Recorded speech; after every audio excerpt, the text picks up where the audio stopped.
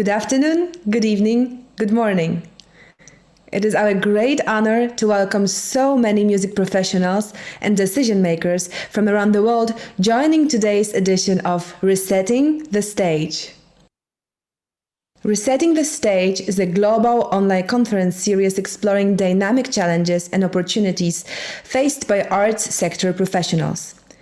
Each conversation convenes a diverse group of industry experts, including public officials, managers, presenters, board members, and other decision makers who navigate complex questions and examine the evolving landscape of the future of performance.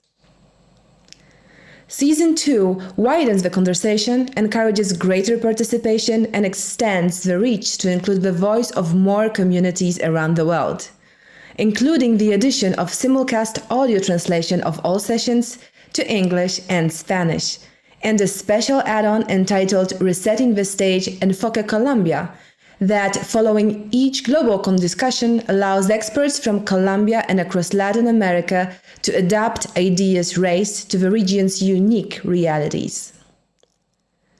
We are thrilled to have you join us today by participating, exchanging, and discussing in these interactive cross-sector and cross-continental conversations to make sense of a performing arts world in transformation. The Global Leaders Program offers an Ivy League curated executive graduate certificate in social entrepreneurship and cultural agency. Each year, 60 music professionals distinguished by proven accomplishments and a persevering commitment to create change, become part of an international cohort. Led in partnership with 9 top universities, among them Harvard, Duke, Georgetown, NYU, and McGill, the Global Leaders Program's faculty includes Nobel Prize recipients, Grammy winners, and TED presenters. The Spanish Association of Symphony Orchestras, AEOS, is a non-profit association which brings together 35 symphony orchestras from Spain and Portugal. The Spanish Association of Symphony Orchestras has the aim of promoting and developing a range of initiatives to encourage cooperation of its member orchestras, in addition to providing a place where people can meet, exchange information, and train. Classical Next is the global gathering for all art music professionals. Representatives from all sectors are offered a place to meet and connect, do business, brainstorm, create, and be inspired. Artists, managers, presenters, orchestras, labels, educators, members of the press, and more come together each year at the annual event, as well as online throughout the year.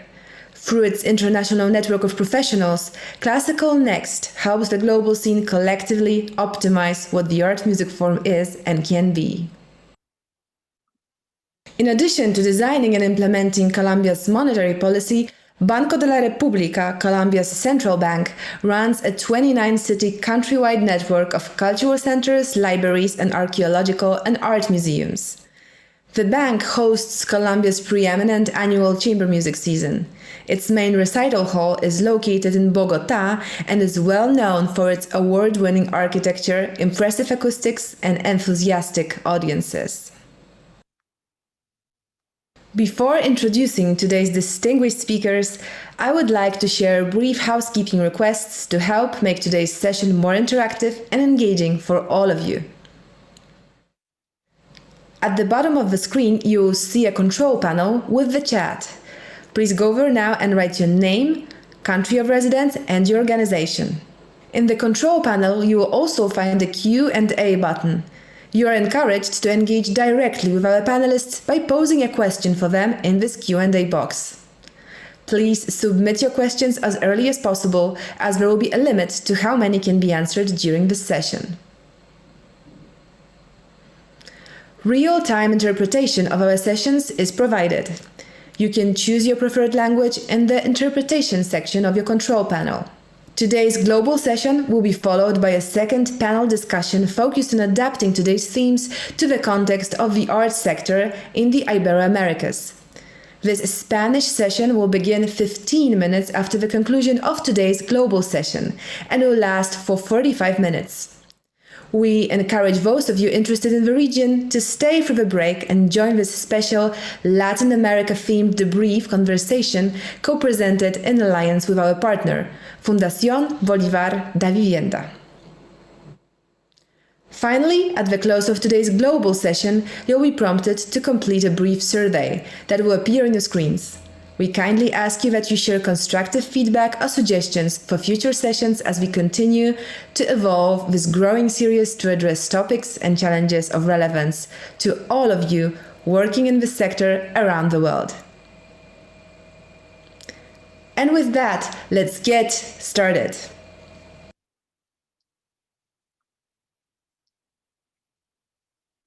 Welcome to today's edition of Resetting the Stage, entitled Discord and Dissonance, Harmony in Unlikely Places. It is great to see so many of you joining and rejoining us today to talk about this topic. In today's edition of Resetting the Stage, as political, cultural, societal, and economic conflicts run rampant around the world, those operating at the front lines take part in a panel discussion that addresses the use, the efficacy, and the impact of using the arts to bridge divides. And now it is my distinct honor to welcome our illustrious panel. Ron Davis Alvarez, Artistic Director of El Sistema Sweden, Ron Alvarez specializes in teacher training for children's and youth orchestras. He has given workshops, lectures, and masterclasses on social change through music, rhythm, and harmony worldwide. In 2016, he created the Dream Orchestra in Gothenburg, Sweden, made up of children and young adults, refugees from war and violence in Syria, Afghanistan, Iraq, Iran, Palestine, Kurdistan, Albania. It is aimed to help to integrate into the Swedish society. Every year, he directs Side by Side by El Sistema Sweden, an international music festival. María Claudia Parias, Fundación Nacional Batuta. Journalist and cultural manager, María Claudia Parias is president of Colombia's Fundación Nacional Batuta. She has extensive experience in the field of cultural arts management, including in the implementation of social projects at local, national, and international levels. Formerly, she has served as Director of Regional Promotion at Colombia's Ministry of Culture, as well as General Director of the Philharmonic Orchestra of Bogotá and Director of Cultural Affairs at the Ministry of Foreign Affairs, among many other public roles. Paolo Petrocelli, founder and president of Euro-Mediterranean Music Academy. He's also a co-founder of Opera for Peace and co-founder and honorary president of the Italian Youth Association for UNESCO, the largest youth organization in the UNESCO system, which he served as president from 2014 to 2019. He is Culture and Music Diplomacy Officer of the Permanent Secretariat of the World Summit of Nobel Peace Laureates and Cultural Advisor to Coldplay. Wendy Hassler-Forrest. For the past 13 years, Wendy has worked for Musicians Without Borders, a global organization based in Amsterdam that uses music to bridge divides and heal the wounds of war. In 2008, Wendy co-founded the Mitrovica Rock School in Kosovo, connecting Serb and Albanian youth from the divided city of Mitrovica through rock music activities. Hyung is a founder and at the Lindenbaum Festival Orchestra. A South Korean violinist, he's a graduate of the Juilliard School of Music. With the hope of creating a joint North and South Korea orchestra, he has organized peace concerts at symbolic places, including the DMZ, Independence Gate, and Hashima Island. His relentless efforts towards making inter-Korean orchestra is captured in the documentary 9 at 38, which premiered at Tribeca Film Festival in New York. And now, first to begin, it is my pleasure to introduce today's moderator, Lea Suter, to set the stage for where our discussion begins. Secretary General of the UN Association Switzerland, Lea has previously worked as Vice Director of the think tank of the Swiss Forum on Foreign Policy. She launched Peace Prints, following the footprints of peace builders with the goal to tell stories of peace from places of war. She holds degrees in languages and cultural management and has pursued extensive studies in meditation and national dialogue, cultural diplomacy, facilitation methods, videography, journalism, and communication. She is founding president of the Forum for a Culture of Peace. Lea, welcome. Thank you so much for being here, and please take over. Thank you so much, Goshen. I'm extremely excited to be here and very grateful also to be able to hold this conversation with all of you, a very timely and important conversation. Looking at the global context of fragmentation, polarization, of remilitarization also, we urgently need to recultivate some kind of a culture of peace. But how can we do that? While the news tell us a lot about how peace occurs, how war occurs, they hardly ever tell us how peace is being built, how peace is being constructed. This was my motivation to launch Peace Prints, to visit places of war, to tell the stories of those people who succeeded in rebuilding societies torn apart by war. So far, I have been to 11 countries, including places like Iraq, Kosovo, Lebanon, Ukraine, Rwanda, and Korea, that we will also be speaking about today.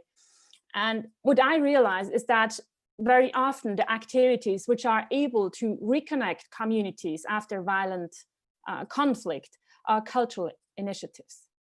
This is how I developed a very strong passion to find out how the arts can, or what role the arts can play to contribute to rebuilding peace, or even to prevent violence. So I'm very grateful to be able to explore this question together with our panelists today, and to hear from you about your work and the impact it has on the communities in your regions.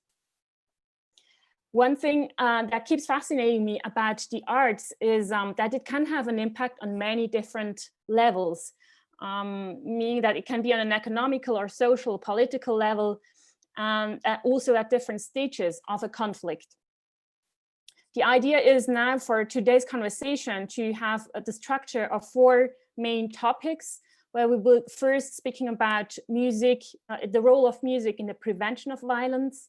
Second, more about the music related to diplomacy, to a governance level. Third, we will be looking at the role of music in post-conflict settings. And last but not least, we will have a look at the important topic of the protection of cultural heritage, especially intangible heritage. So first of all, let's start from the prevention of conflict. What is the particular value of music when it comes to addressing poverty, trauma, and disempowerment? Can music help prevent violence? This is my first question, which I would like to address to Ron, first of all, if you can share your point of view. Hello, everyone. Thank you for this opportunity. I was born in Venezuela, and I come from what the people call humble family, or like a family with non-functional families. In my things, I believe there are families which have hard life workers, and I want to say that I grew up in El Sistema. It's a program with teach music. And with this pedagogical movement that right now is around the world, with the collective music, I have the opportunity to learn a new way of teaching, or a new way of learning as well. I have also opportunity to work in north of Greenland with traumatized kids, and also have the opportunity to work with Africa, and now working with refugees and seeing the poverty in so many countries where I work. I have to say that we all have something in common, and it's the vulnerability. We all are vulnerable. I think that in every debate or every conference, when the people ask me how to prevent and how to get the attention of the people, I just think that we have to start always to talk about the difficulties and the difficult of the community, but I just feeling that it's more important when we hear the inspiring part. For example, in Venezuela, just recently, the UN described that in Venezuela is 94% of the population in poverty. And USAHR just say the 79% of 79 million of people is refugees. And then is when it becomes to think, is really music prevent violence? I don't think that music itself is really preventing the violence. It's also the way that you really are learning music. It's the collective ways who's made you to really to be separate to all of that. I think the music's make good citizens and playing and singing all together, but I think the first step is always the class and the moment where the people have the opportunity to become together. And the collective practice for me, it's the moment where actually we believe that the kids, the teachers get inspired for someone. Sometimes we working on a programs and we're talking about vulnerability, and we say that how we can really make them life better, but actually it's the moment to empower them through music and the relation, when we teach values, when we have the interrelation, and when we really work into the soft skills inside of the class, where really the music start to make the change. I must say that when you are in poverty and you hear an idea to come to a music class access for free, you can have the best teacher, the best space, the best program. But when you are in poverty and when you are in a place of vulnerability, do you think that invitation is not for you? You think that this is not for you? I mean, you have kind of a list of priority, and probably your priority is water, your priority is electricity, and many of the community who have vulnerability actually a really good thing of doing water system to be able to connect to each other, and the teamwork even sometimes working better. But the violence inside home is completely different. It's another thing. So sometimes you go and learn music in a place, but then you go back to your home and the dysfunctional and violence is still there.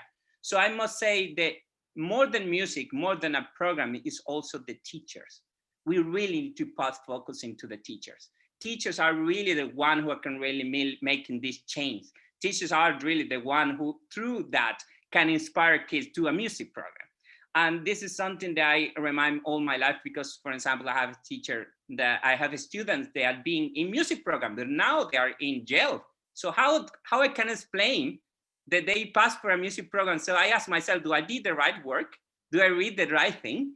So it's not only about the music. I mean, right now when we are teaching, and so many also crises with climate change and political crisis and the pandemic and all the things show us that it's a teamwork. It's a teamwork situation where it's not only the music by individuals. So just to sit in a person like with a poverty, with a person who have a little bit more, we are not making the change. This is the first step. So I think that we really want to prevent violence is the way that we teach music. And that is actually what I must say, the catalyst. I would like to share my life has been changed because I have inspired teachers. And probably we didn't have so much at home, but a teacher inspired me to go back to the class. And that when you are inside of the classroom, then I was far for the violence, for the situation of drug, all these things. And then it starts something. But what really made me to go back, it was the teacher, the challenge by the group. So Maestro Abreu, Jose Antonio Abreu said always, the culture for poor, it should not be a poor culture.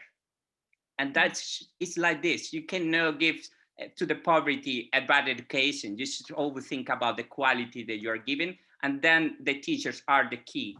And that is the way that we really can make music in a group collectively. And I think it's music's preventing violence only when the teachers really can inspire and make a project to inspire the kid to come back.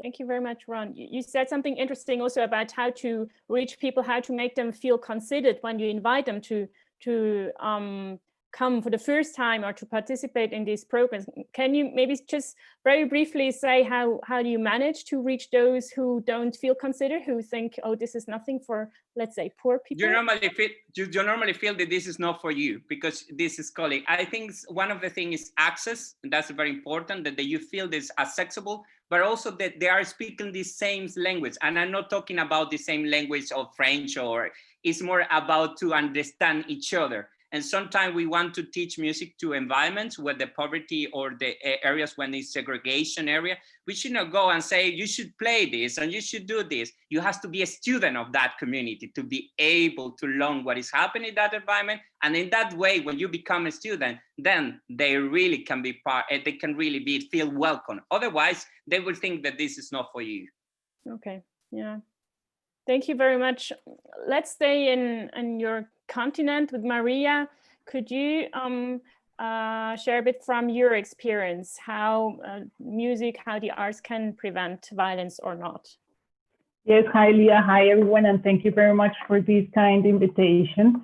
I completely agree with Ron. Ron, hi, how are you? So nice to meet you. Yeah, we have also detected here in Batuta that the collective practice of music is an issue. And of course, also the teachers. The teachers are the soul of the projects that we lead here in Latin America and that are based in El Sistema of Venezuela. First of all, I would like to point out that Colombia, as you know, has experienced an internal conflict that is considered by various experts as the longest armed confrontation in the contemporary Western Hemisphere. According to the Special Unit for the Attention and the Reparation of Victims, the number of victims amounts to nearly 9 million people. And that is something that is different from Venezuela or from other social realities in Latin America. In this context, the Fundación Nacional Batuta was created 30 years ago, and it was clearly inspired by El Sistema of Venezuela. Maestro Abreu was the advisor of the creation of Batuta, so we like to consider ourselves like the second Sistema of the world. Of course, when the system was created here in Colombia, we had to adapt it to the reality, to the conflict, and to the social and geographical conditions of this space of land. We consider that Batuta helps and contributes to improvement of the quality of life of children. That is very important. It's not only the joy for music or to learn music or how to play an instrument, but it's also a musical training of excellence that is focused on collective practice, as Ron said, and it's implemented from a perspective of social inclusion, rights, and cultural diversity. So these are words that seem to be like very nice words, but when it comes to a mission of an institution of this order, then you have to organize plans and to make that this really happens in the territory or in the grassroots musical centers that we have located over all the country.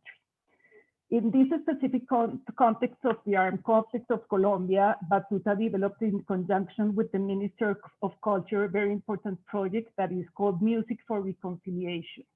This project is an initial music training and also a psychosocial care program. So we combined both strategies, the teaching, learning of music and the psychosocial care for these children and youngsters that are affected by the conflict and that are living in conditions of high social vulnerability. The project reaches annually an average of 18,000 persons in 131 music centers that are located in the 32 states or departments of Colombia. And from our perspective and point of view, clearly contributes to the improvement of the quality of life, as I said, and also the promotion of cultural rights, because when you, as Ron was saying, when you give the kids the opportunity to understand and to get in contact with the arts language, then you are also guaranteeing the cultural rights. Of course, in our case, Ron and Lea, it is very important the social and the emotional recovery of the participants, because we're talking of kids that are direct victims of a very hard conflict, armed conflict in Colombia. We have demonstrated that the value of music in circumstances of this extreme poverty that you were talking about, Ron, and other conditions caused specifically in Colombia by the conflict, such as, for example, displacement, because most of our victims are displaced people. They have to move from one town to another in very hard conditions. And So we find that there are like consequences of music teaching that are related with personal,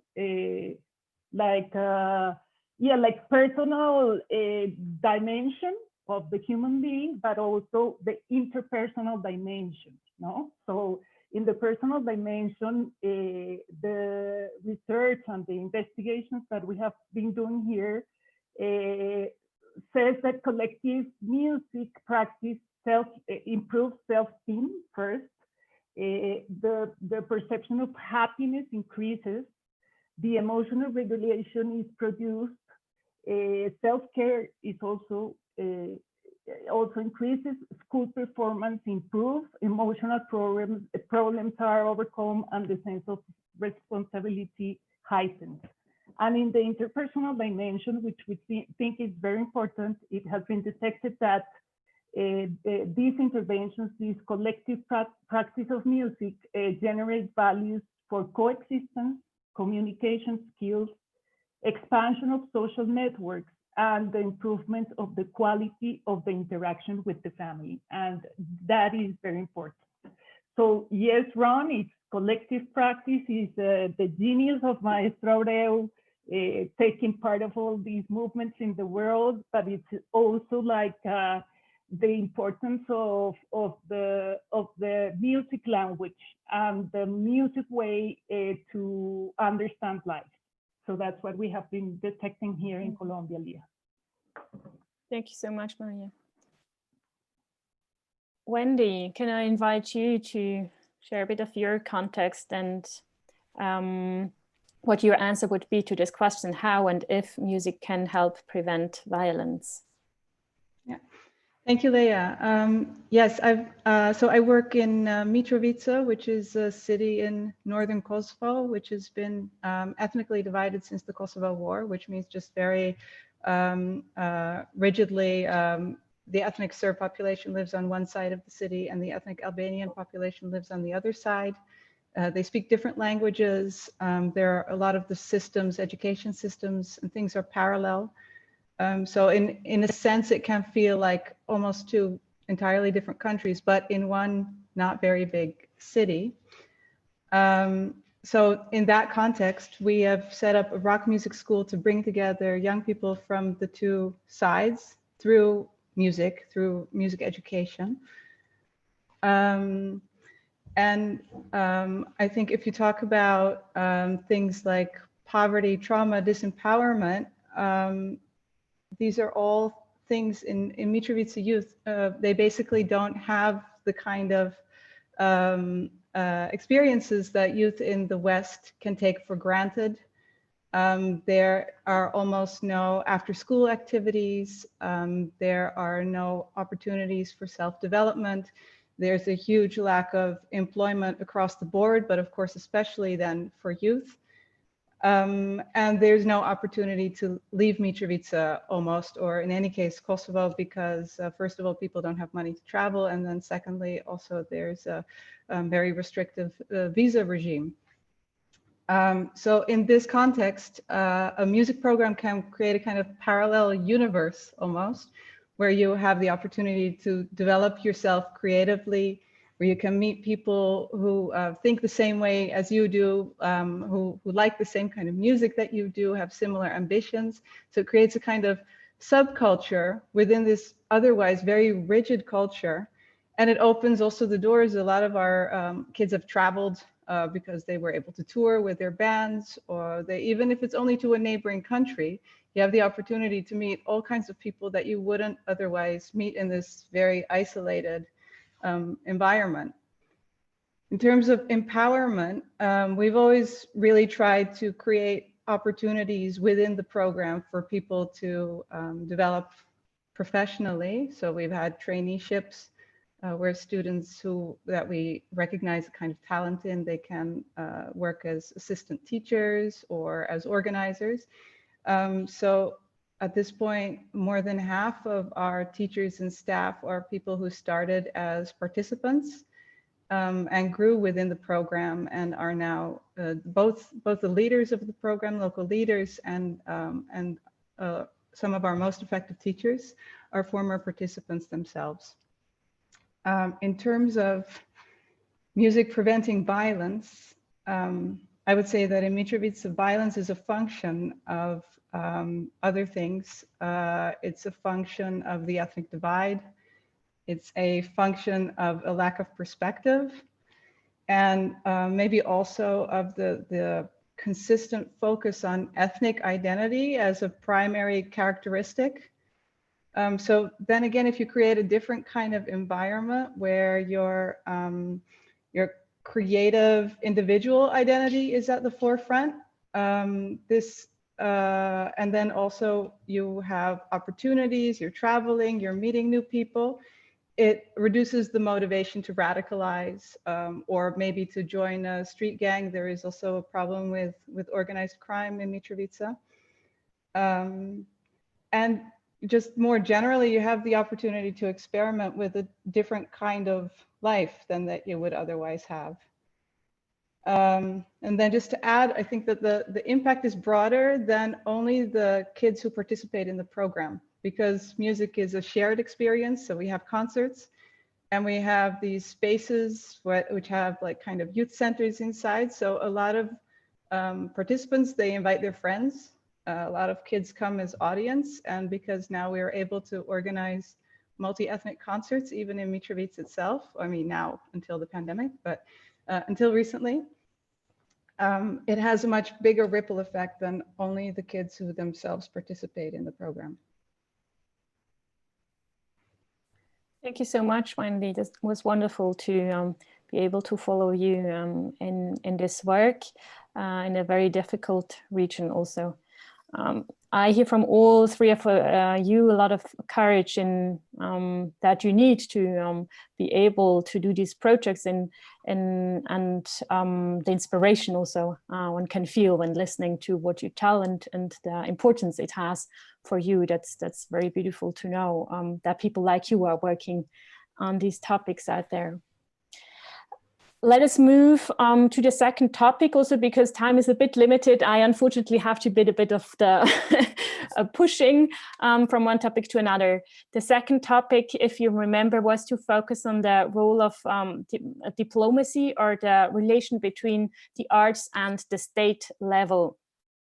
So when it comes to solving violent conflict, diplomats and international organizations play a major role.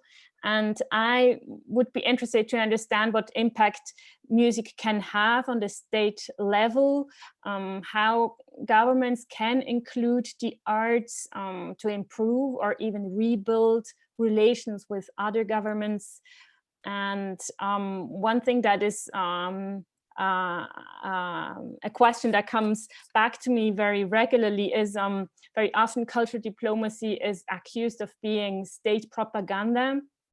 And thereby it loses legitimacy, and it cannot no longer play this role of an independent and authentic player.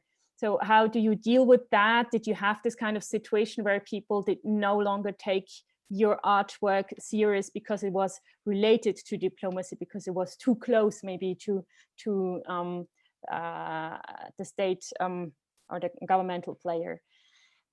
This question, this topic, I would like to discuss with Paolo and Hyung. I would first give the word to Paolo. Thank you, Lea. Hello, everyone. Buenos dias. Ciao from Rome, Italy. Hi. Hello to also all the participants that are listening and watching to us. Well, this is a big question, and you know, my simple answer is the following. You know, cultural diplomacy is actually very, very strong opportunity that we have as managers, as artists, as citizens.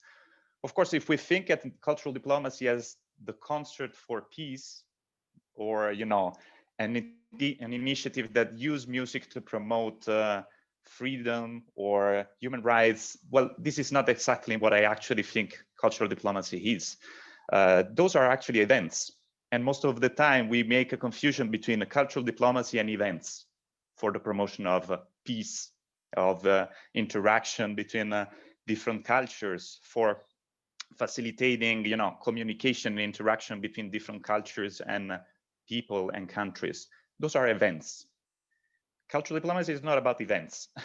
It's not about, concert. It's not about workshops.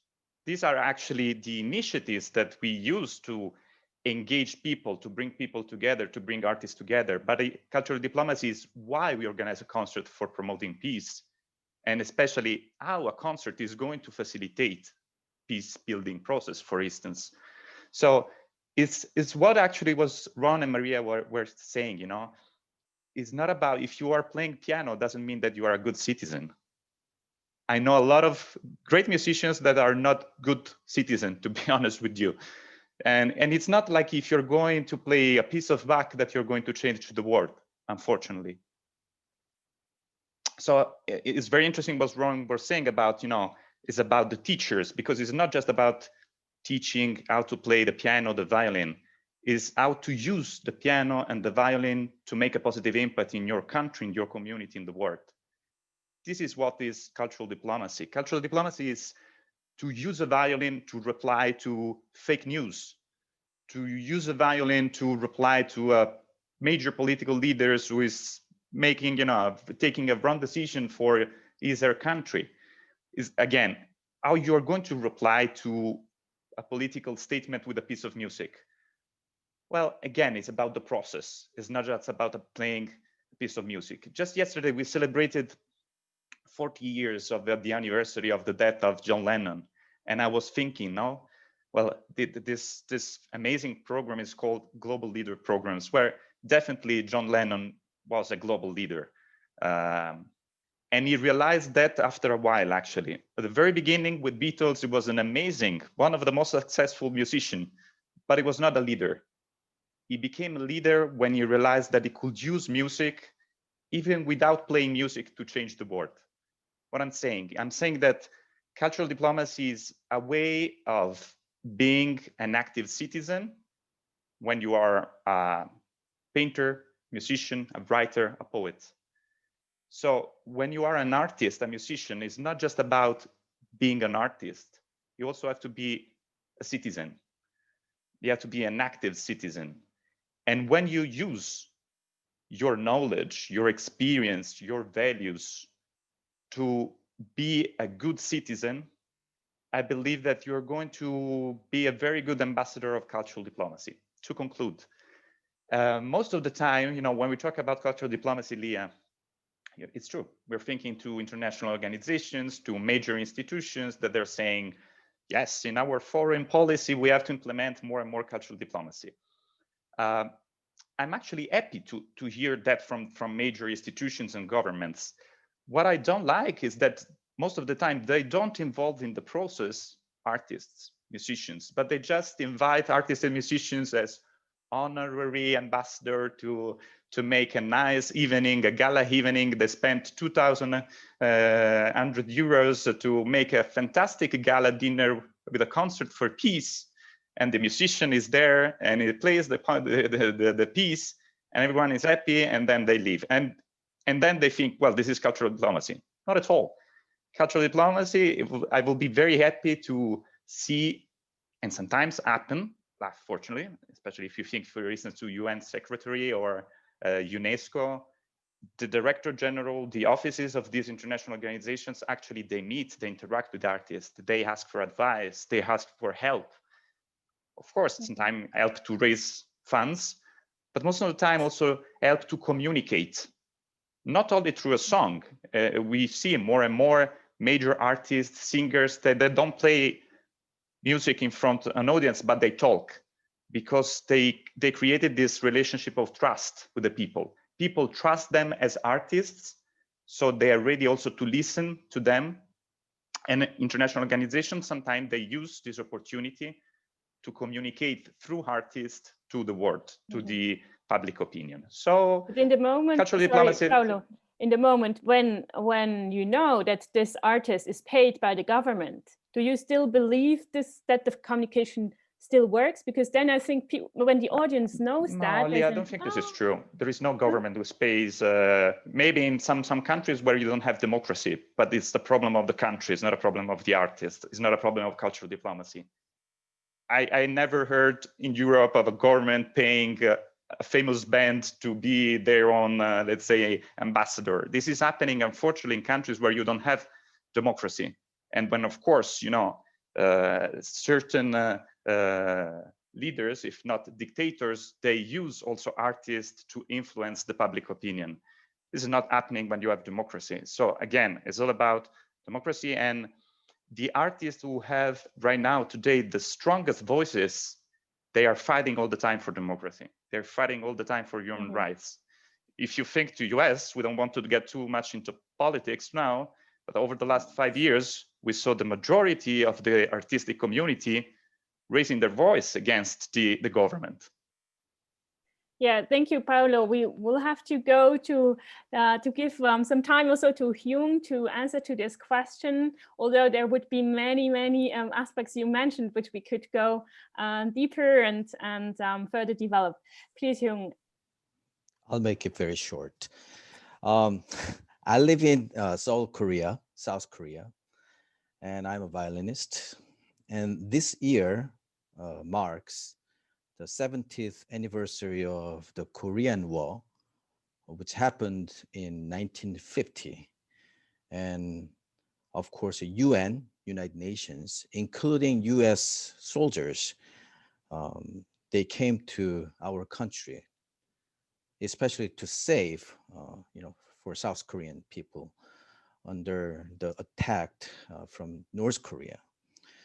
Although USA and North Korea are enemies to each other, but it was the year of 2008 that the New York Philharmonic visited North Korea by performing not only classical programs like Dvorak's New World Symphony and Gershwin, but also both national anthems.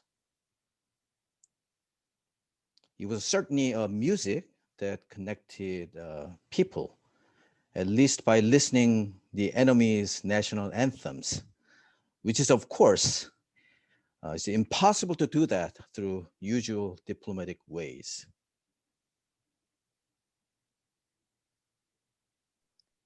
Thank you very much. Yeah.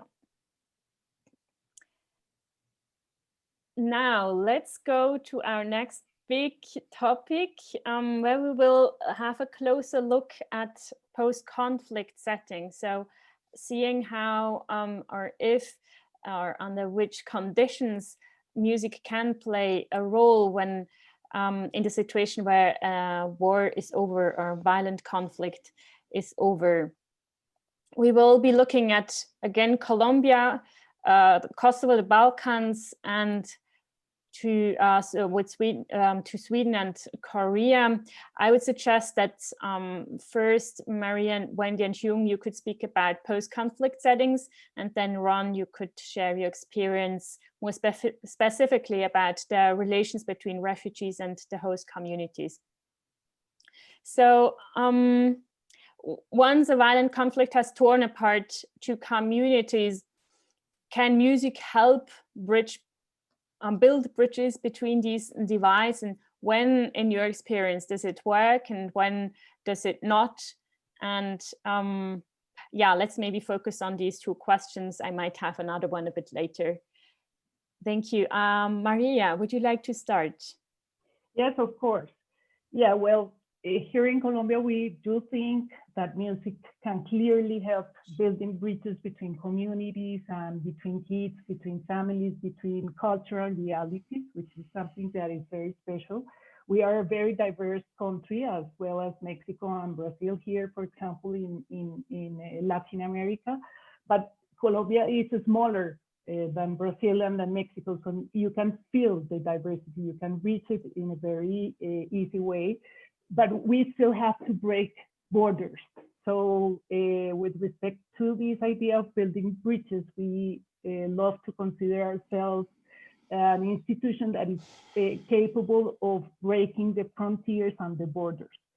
In our case, we resort to the formation of representative groups and artistic residencies through which we bring together children from different music centers located in the same city, or in cities that are placed in the same region, or in the national level with kids that come from all over the country. This strategy promotes the interaction with colleagues from different and distant geographical areas, and it is a way of breaking, as I said, the physical and also the symbolic borders, and to build bridges of communion through musical practice and the staging of concerts whose repertoires are also representative of the country's sound diversity.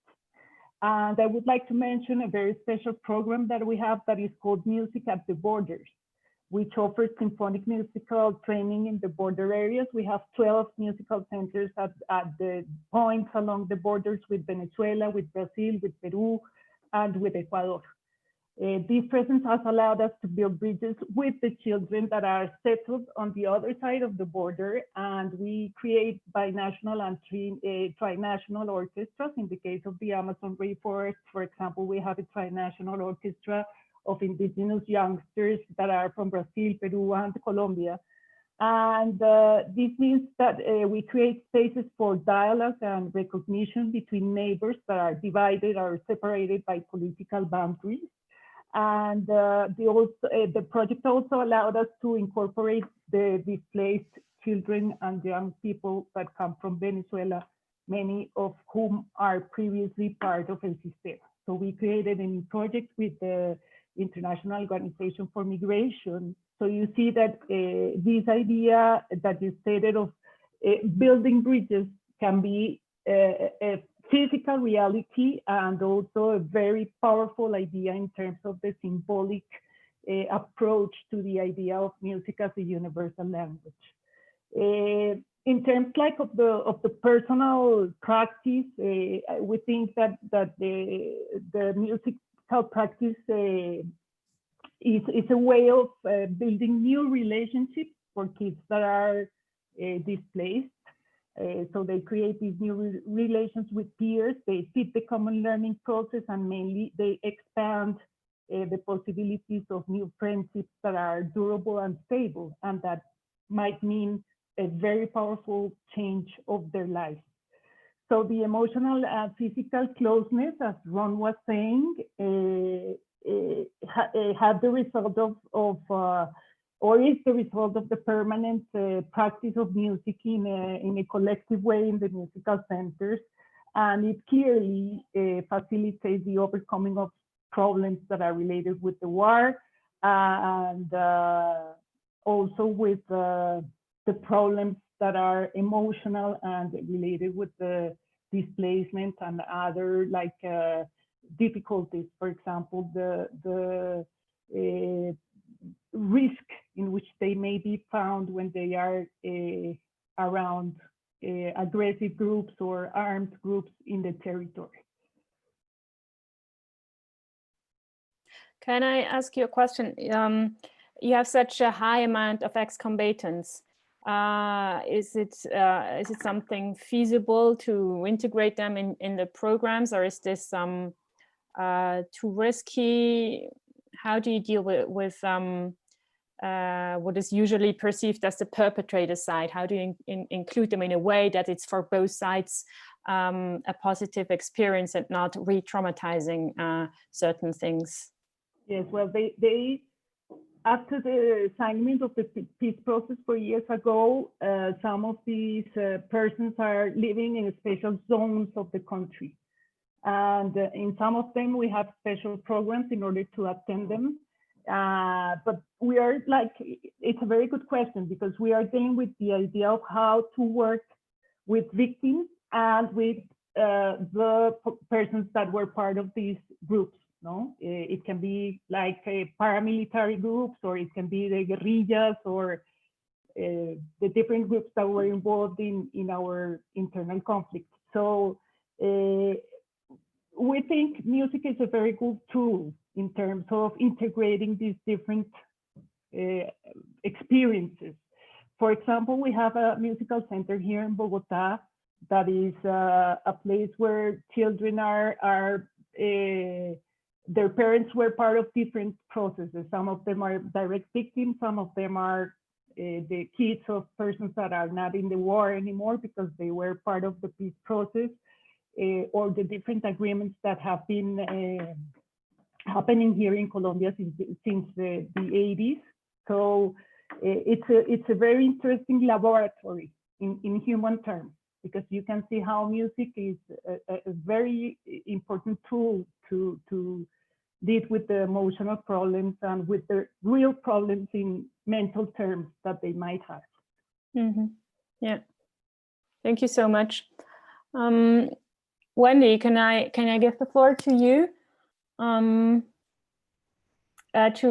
elaborate on this question, how to rebuild communities? You're in a very working in an area where there are very clear fronts, also very clear divides, physical divides, and how you deal with that on a daily basis, also to cross these divides and to keep safe and keep your participants safe too.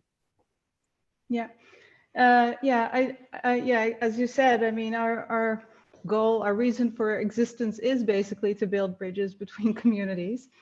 And I think several of the panel members have already stressed that the manner in which you organize these music activities is crucial. It's not music in itself, it's how you apply it and how you teach. And that is definitely also the case for us. In addition to that, I think there are some other factors I think that we can pinpoint that have made the program effective. One is the genre.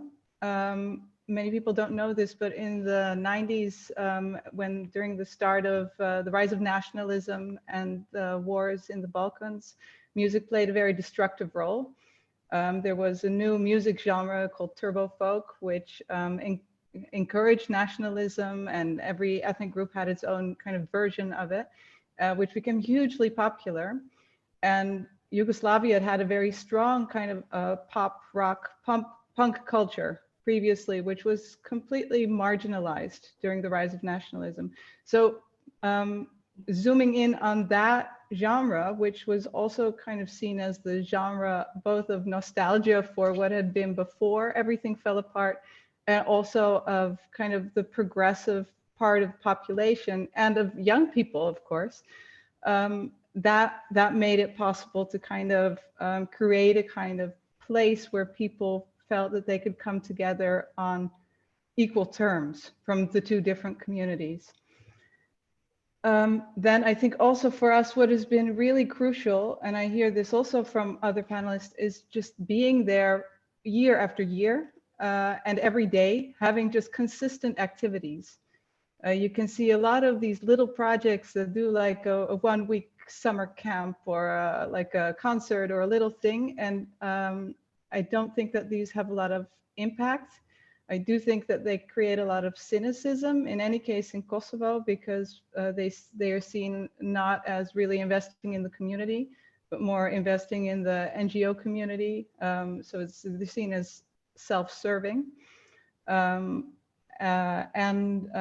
for us, like being there just as a school that actually had a quality program that built a lot of trust with parents and with just the community in general.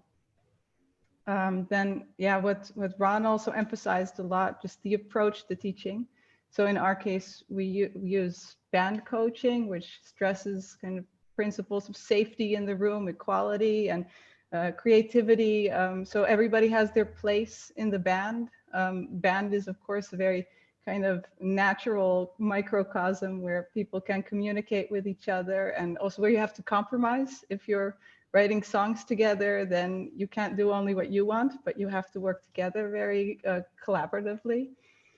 And then for us just to be able to have like a personal impact, I think the age of the participants is important, because they are the post-conflict generation, which gives them a different perspective from their parents, but they're also still at a stage in their life where they're trying to decide what kind of people they want to be.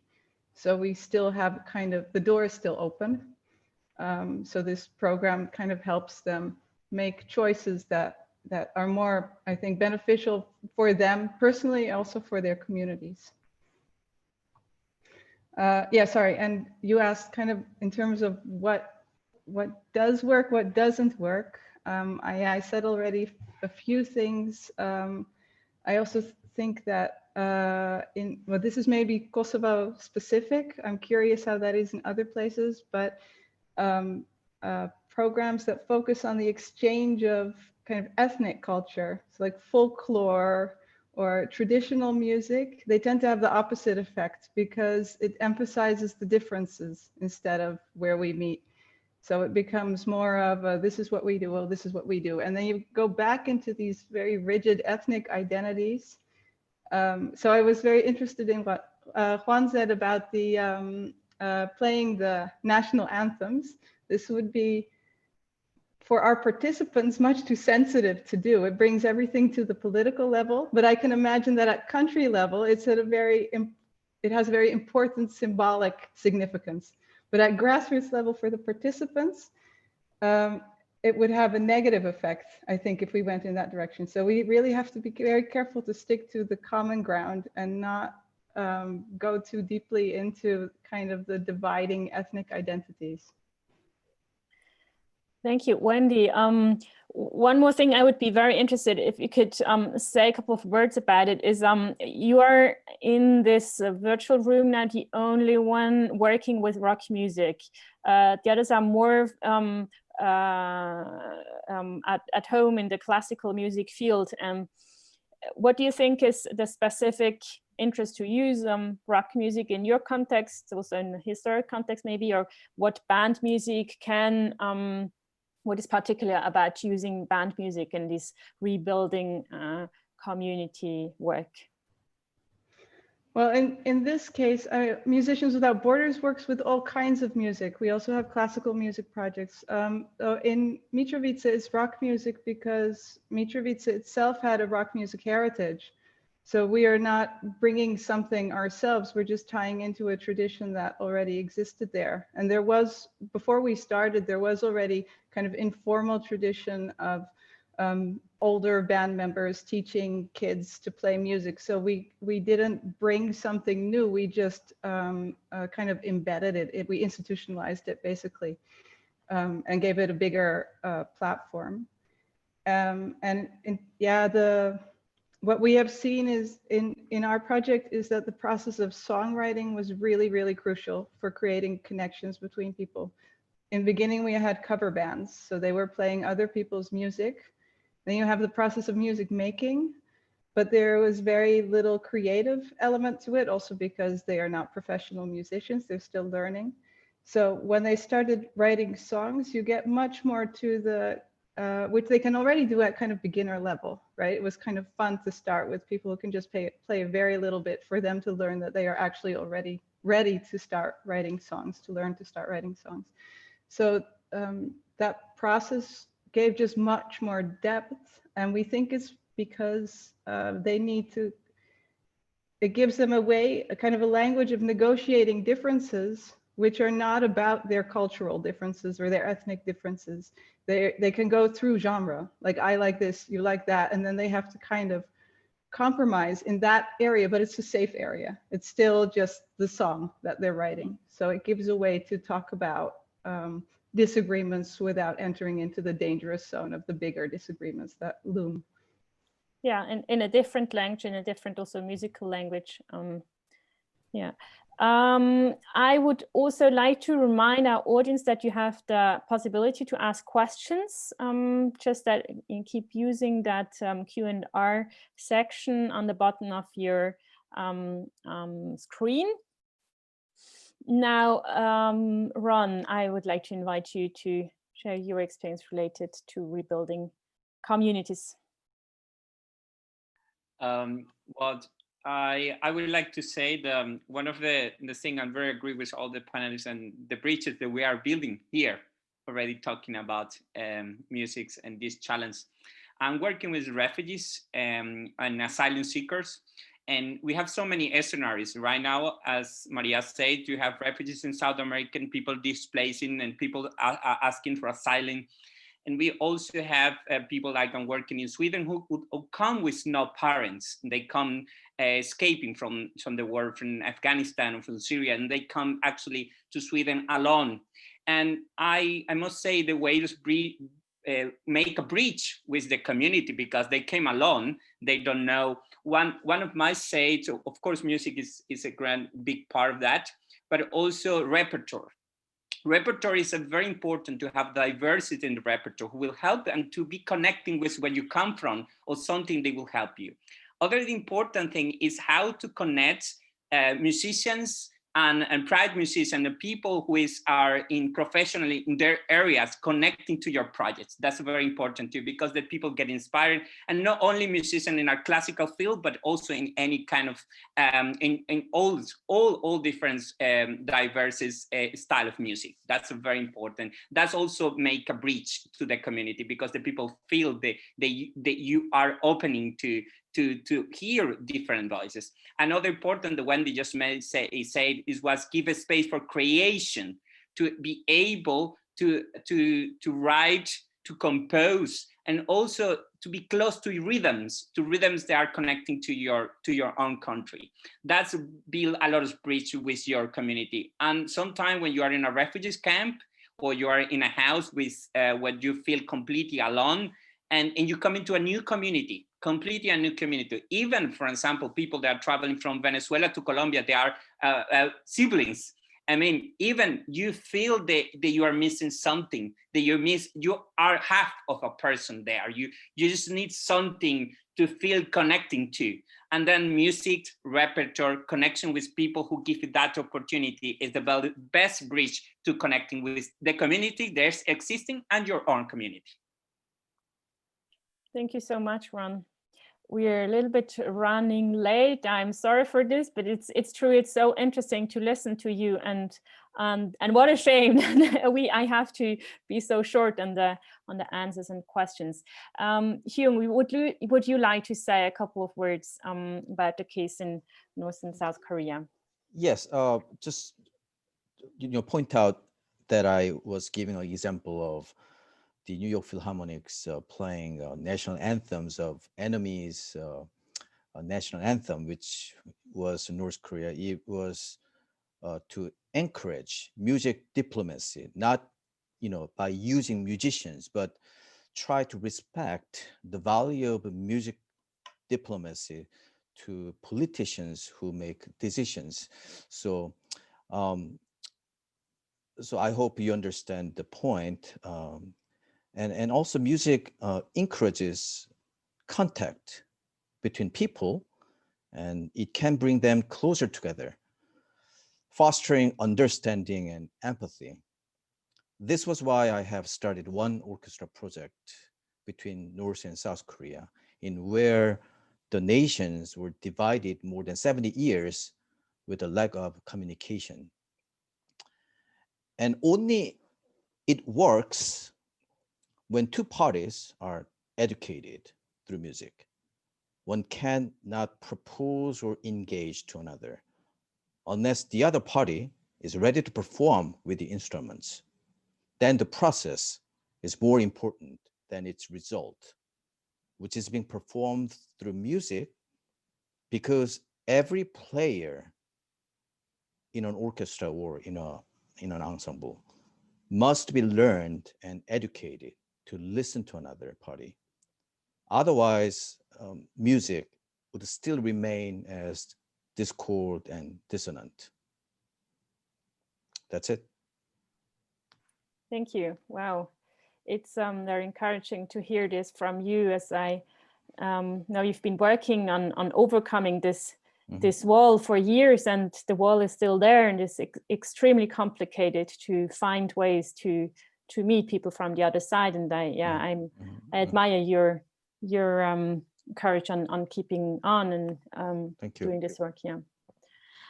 Now we actually wanted to do a poll with the audience to understand a bit more about where you, how much experience you have with this kind of topic. And you should see the poll right now in your screen, and I would ask you to fill it out. It doesn't take long. It's just about to get a better understanding of how much experience you have with this topic and in which area.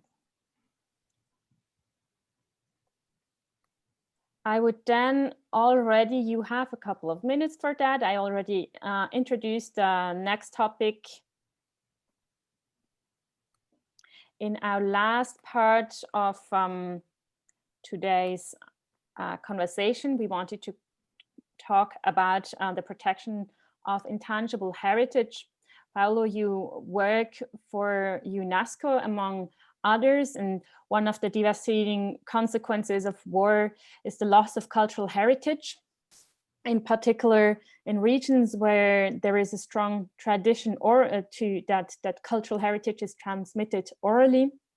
So when a community is disseminated through war, there is a big risk that the cultural history is also lost forever. So I'm wondering what experience you have, what knowledge you can share with us, how, what ways there exist, how this intangible heritage can be better protected.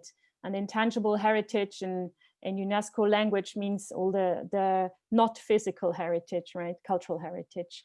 Correct. Well, this is another very complex question to answer in a few minutes, but I'll do my best. So I'm sorry for that. definitely, you know, with what is heritage? You know, heritage, of course, is tangible and intangible by the definition of UNESCO. So with tangible, we define an historical monument, an archaeological venue, so something, or a natural landscape, so something very, very physical, which is a value not only for the city, the country where this tangible heritage is, but as a value for the entire humanity. And the same UNESCO is saying, and when I say UNESCO, I mean humanity, because UNESCO is not an organization which has nothing to do with us. UNESCO is United Nations Organization for Education, Culture, and Science. So it's us.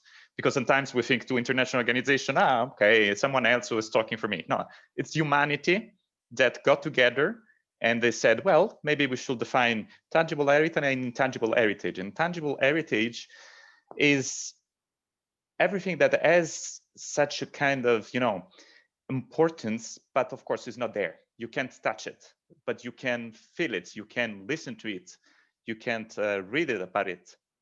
And so we may say that, you know, with intangible heritage, we refer to music, of course, to languages, dialects, traditions, etc., etc. So everything that is part of the identity of humanity, and if most of the time we actually created it, it's humanity that created most of its intangible heritages, if not all its intangible heritage. While we haven't created all our tangible heritage. Yes, we created the Colosseum here in my city, but we haven't created mountains, for instance. So intangible heritage is really about us, who we are.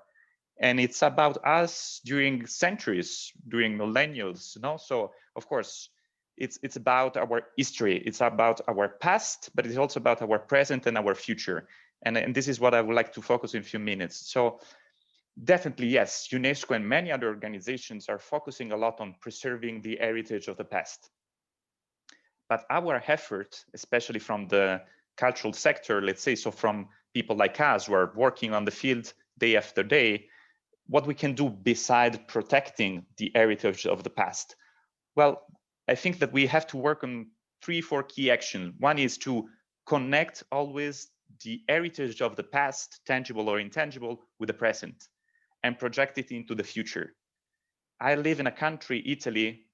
Every day when I leave my place, you know, I have cultural heritage everywhere, okay? And it's nice, but it's also responsibility. I have to keep it not just protected. It's not just about don't touch it, or we need to preserve this. It's about to, okay, what I can do actually, what does it mean, this 2000-year monument for me? It's meaning something or it's meaning nothing? So we have to find the connection. And sometimes it's difficult to find this connection between the past and the present. And especially it's even more difficult to project the past into the future. So also our works, also all our activities that we are talking here today, sometimes help to create this connection between heritage, present people, and future generations. Let me conclude by saying intangible heritage is something also that we have to produce and to create. what is the heritage of the new generations? Are we creating some cultural heritage? Yes, the answer is yes. Netflix is part of our heritage, and I'm not saying bad or good. It's part of our heritage. The new songs that many young bands and musicians all over the place are writing and composing, it's part of our heritage. Now, these songs, these movie series, etc., they will be existing in the next 10, 20, 100, 300 years. We don't know.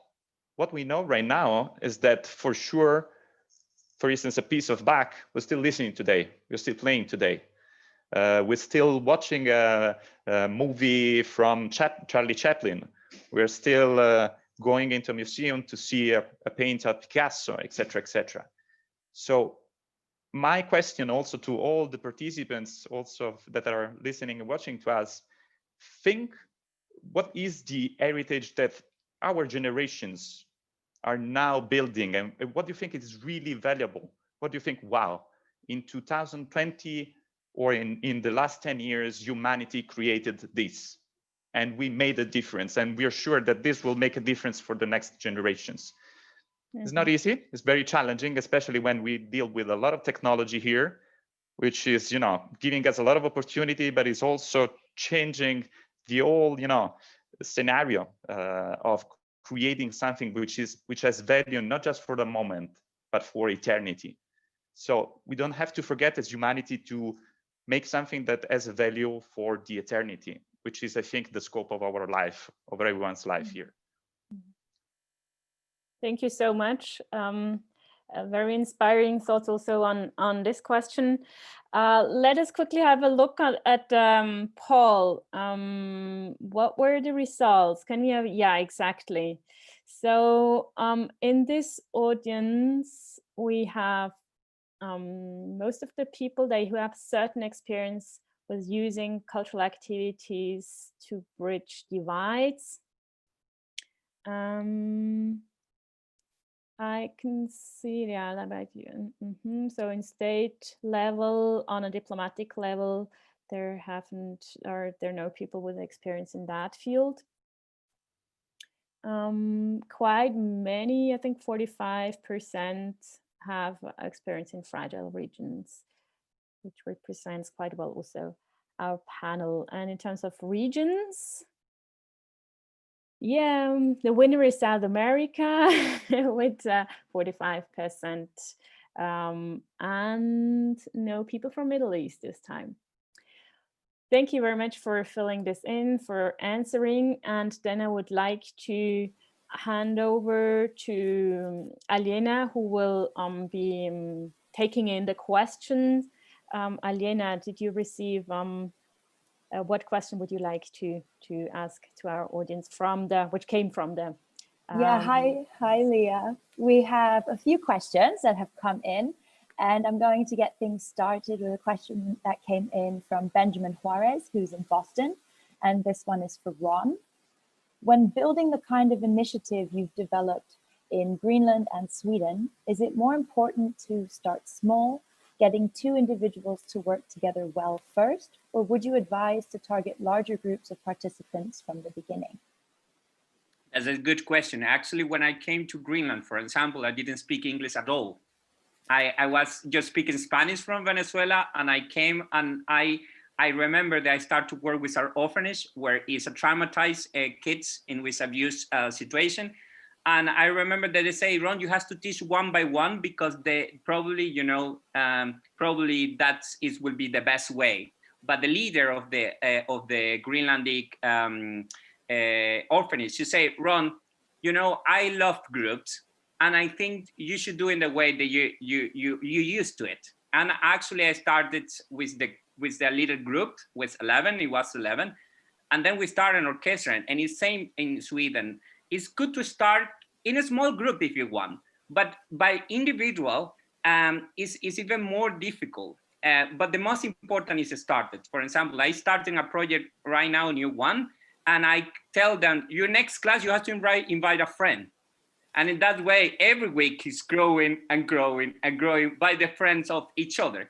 So I must say that it's more fun when you have people to talk and people to aim for some challenge and some goals together, and it's more fun. I think to play football alone is not good, huh? So it is almost the same with the music. Yeah, very true. You actually mentioned language at the beginning of your answer there, and that ties in very nicely to another question that we received from Hemant Rin, who is in India. And this is a question for Maria. What role does language play in your work to connect communities in Colombia? In your work, do you find that lyrical music written in a non-native language can be as effective as lyrical music written in a native language when it comes to engaging communities? Very nice question. Well, yes, we work mainly with Spanish language, of course, which is the national official language in Colombia. But we do have very interesting work with indigenous communities, and we translate the repertoires into their language, which is something very important in terms of validating this idea of diversity, which is a core in the work of Batuta all over the country.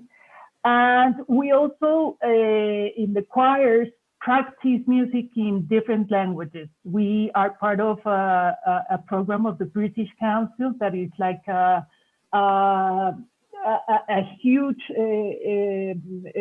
repository for music of all the whole world. We have songs in English, of course, but not only in the European languages, also African languages, in different languages of the world. And I have to tell you that kids love to practice these different languages because they feel connected with other realities and they like the sound. They really appreciate the way in which sounds are like combined in a song. So this is a strategy of the choir program, and it's been very successful. Okay, great. Thank you, Maria. We have another question for Wendy from Alexandra in the Netherlands.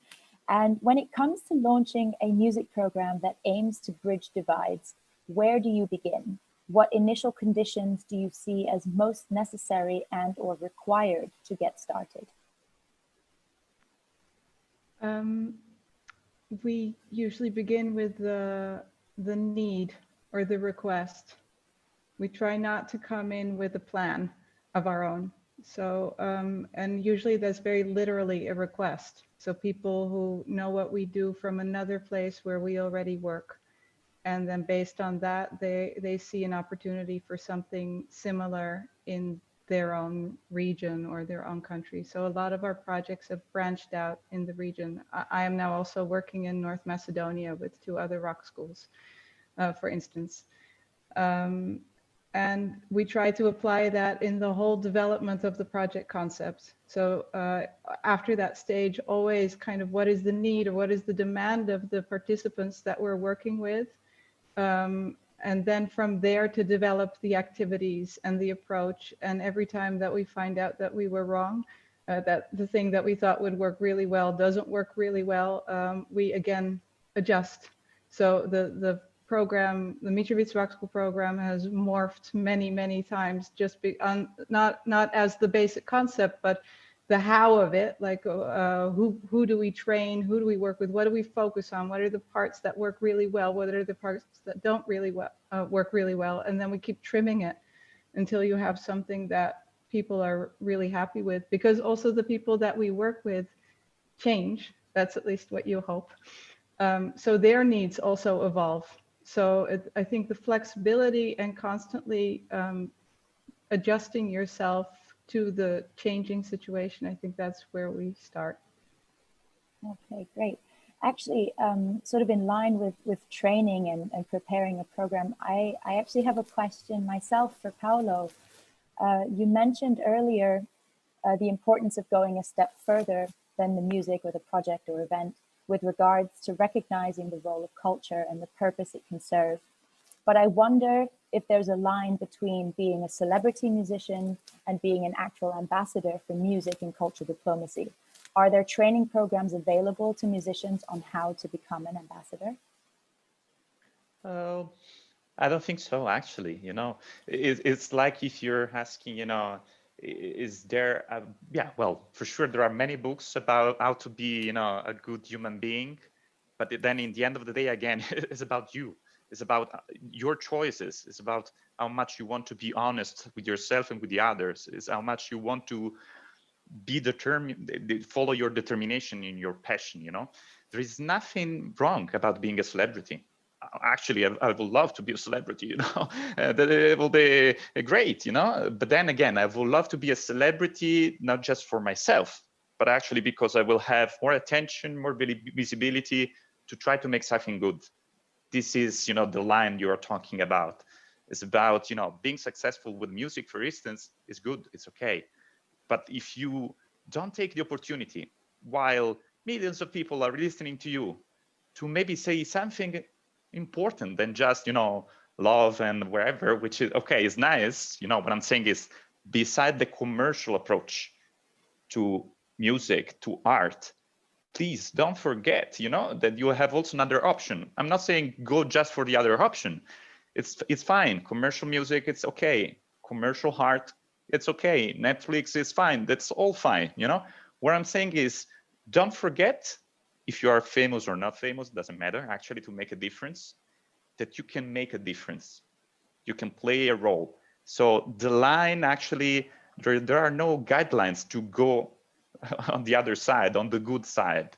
It's a call. And if I may, Lina, someone is asking, because it's connected to this question, someone is asking how you convince people that arts can make a difference. You don't have to convince them. If you think to convince people, please listen to me, music is good, music can make a difference, this is not what you have to do. Just do it. It's like when you try to write down a successful song. If you start from with this scope, it's going to be impossible. If it comes from your heart, you have a very good chance that it's going to make an impact on people. It's the same for projects. If you think, well, I built this project because I want to make a difference, you're building a project because you feel a need. You see a need and you think, oh, with this project, maybe I can give an answer to this need. I can resolve this need. Yeah, great. No, thank you for addressing that. And thank you also to Eric Booth for asking that question. I also have a question here for Hyung. How do you get approval or permission to perform in places of conflict? Could you tell us a little bit about the process of organizing a concert in a place like the DMZ or in other zones where conflict is prevalent? Well, thank you for that question.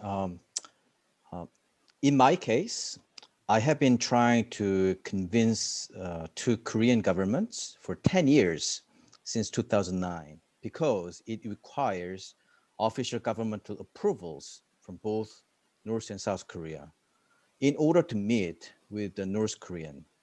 And finally, this effort have made a joint concert between two Koreas in Shanghai and Stockholm last year. But we had a difficult time when North Korea launched the missiles. And it was right after our first rehearsal with the orchestra.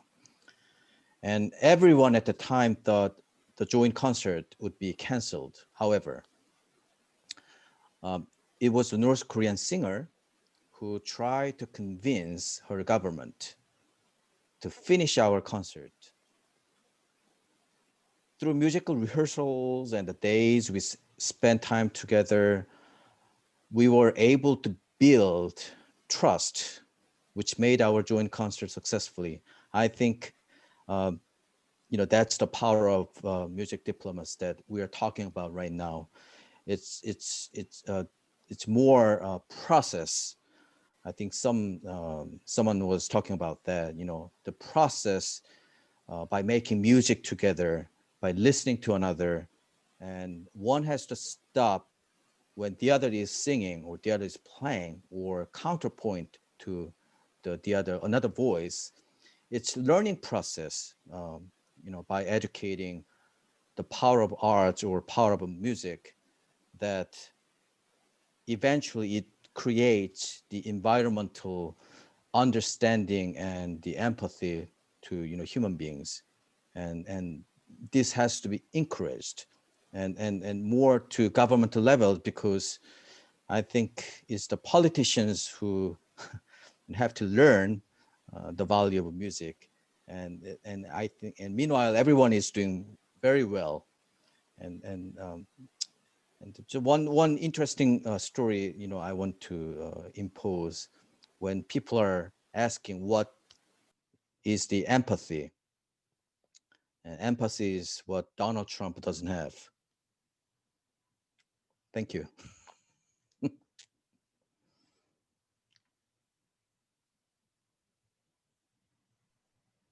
And Jenna, are you still coming back with questions? No, we'll leave that as the last one, and I'll throw back to you, Lea. Thank you. Okay. Well, thank you very much. It really feels like the conversation could go on for much longer. We're already at 5:25 in my region. I don't know, some of you are up at night or early in the morning. I would like to close this session here with 2 more questions, or with one comment from my side. I think many of the things which were said inspired me a lot, and one of the things I will which keeps me thinking is the topic of the connection between the arts and activism. So that arts by itself, I think it came up in many of your statements, by itself does not make a change, and it's much more the intention, how the arts is being used, that can have an impact, and which also leads over to the thought of Paolo of following more a call or something, not to be not to try too much to convince others, but just to follow the maybe what you feel is the right thing. I would now like to ask our panelists also to mention very quickly one or two things which you have learned today, which were new for you, or which you would like to mention to the audience before we will have to say goodbye. Let's start with Maria. Okay, so I think we had a great discussion. Thank you very much, Lea and Alina and everyone for this. Today is the International Day of the Human Rights, and I think it is very important to consider arts practices and music in particular as a right, as a human right. The European Agenda for Music states that shaping society, that music has a very special role in shaping society because it's a powerful driver for personal and societal growth. Music can play an important role in society for identity, inclusion, and the furthering of all democratic principles. So I think we were talking about the ideas of the democracy, the way in which countries talk about themselves, and the way in which they implement public policies, but also interesting programs all over the world around the music practice. Thank you, Maria. Unfortunately, we are very short of time. Can I ask all of you to be be very brief in your statement? Paolo, what would be your sentence? My sentence here that, it's so easy to get together, and this is a fantastic opportunity. And thank you again, guys. It's very hard to be in touch during the next months. This is our challenge. This is our mission. We are so many on the ground that are working in the same direction, but then it's so difficult to join forces in a sustainable way during the years and months. Let's try it. So let's don't waste the opportunity that you offered to meet, to get together. The work is actually ahead of us. Thank you. Thank you. Wendy? Thank you. I was very interested by the focus on cultural diplomacy. I realized that my work is very much at the grassroots, but I also recognize that social change and socio-political change, it happens at all levels, and all levels need to work in order to have a final, really lasting impact.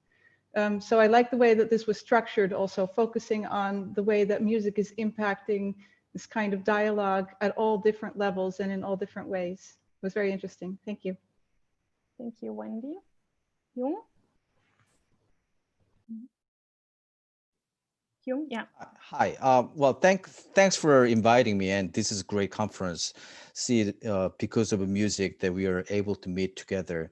And one thing I want to emphasize, during this COVID-19 pandemic, I think music also needed, because I've been visiting hospitals where medical staffs and those COVID-19 patients are isolated, and trying to give them more music to endure, and so they feel like more comforts, because we don't have vaccines or treatment yet. And I think music needs to be more encouraged, and this is why I also emphasizing more engagement through musical activities, not only music diplomacy, but also during this COVID-19 pandemic. I think music is needed for everyone. Thank you. Thank you so much. Thank you to all our audience, our panelists, for being with us. I know Gosia would like to say a couple of words right now. Thank you so much, Lea. Thank you to all our panelists and everyone who has joined today during the conversation. On behalf of everybody who organized this panel, the Global Readers Program, the Spanish Association of Symphony Orchestras, Classical Next, Banco de la República, Fundación BBVA, and Fundación Bolívar de Vivienda, I would like to invite you all now to stay with us for a special follow-up panel discussion focused on adapting those themes to the context of the arts sector in Ibero-Americas. This special session in Spanish, entitled Enfoque Colombia, will begin in 15 minutes following a short pause. In the meantime, I would like to take this opportunity to share with you information about our next and last global session this year, which will take place in a week. Entitled What Have We Learned?, the panel looks at various strategies and solutions that help performing arts sector professionals to best adapt, suit and support their needs, as well as those of their global networks and members in this world transformed. This panel, which will happen in a week, same time, will include David Bale, CEO of International Society of Performing Arts, Catherine Deventer, General Secretary of the European Festivals Association, Mark Pemberton, CEO of Association of British Orchestras, Jennifer Doterman, Founding Director of Classical Next, Alejandra Martí, Director of the Opera Latin America and co-founder of Escena Digital, and will be moderated by our friend Fabienne Krause from Classical Next. Please mind, this session occurs exactly at the same time on December 17. And now I would like to conclude by saying once again huge thank you to our exceptional panel, Ron, Maria, Paolo, Wendy, Hyung, Joon, and on behalf of everybody who is tuning in today, thank you to Lea for your vision and leadership in moderating this fruitful session, and of course our colleague Adriana for your help moderating the Q&A. Special thanks to everybody who joined from around the world. Have a good afternoon, good evening, good rest of the day, stay safe and healthy, and now we will go to the short pause prior to the Enfoque Colombia, which will start in 15 minutes. Thank you so much.